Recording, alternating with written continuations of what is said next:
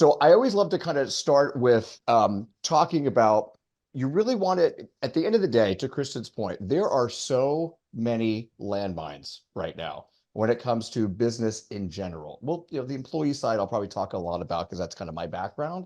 But really, in any area whatsoever, there's a lot of uncharted territory. There's a lot of things that we don't know. Just look at AI, right? Look at how things are changing so quickly, privacy laws in what we're doing, that you really kind of need that tour guide to navigate you through what these changing laws are.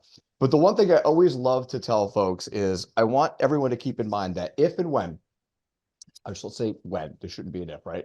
When you reach out to legal, when you reach out to HR, when you reach out to somebody to get assistance, because every one of us is that subject matter expertise or expert in what we do. Please remember, it is just one piece of the puzzle, right? A lot of times I hear from folks, well, I went to legal and they said we had to.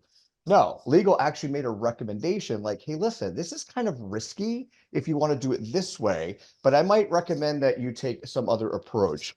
It's not a mandate, it's a data point, right?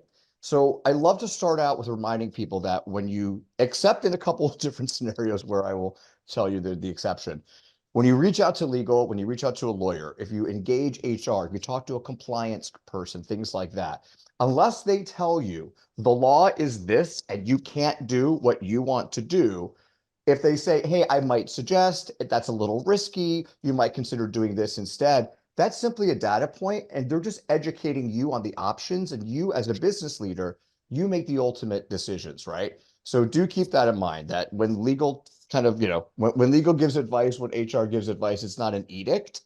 It's basically just an opportunity to use that subject matter expertise to apply it to the situation.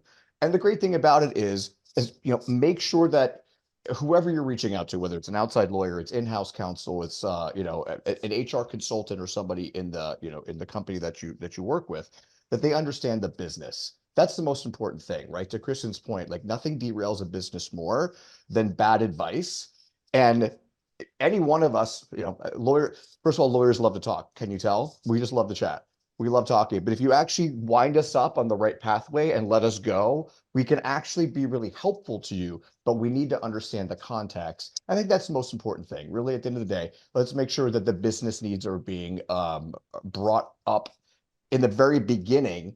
So that's the lens in which people can look and try to assist. So that's an overarching thing I love to remind people is it's just a data point. You don't have to necessarily do it unless someone tells you it's illegal, right?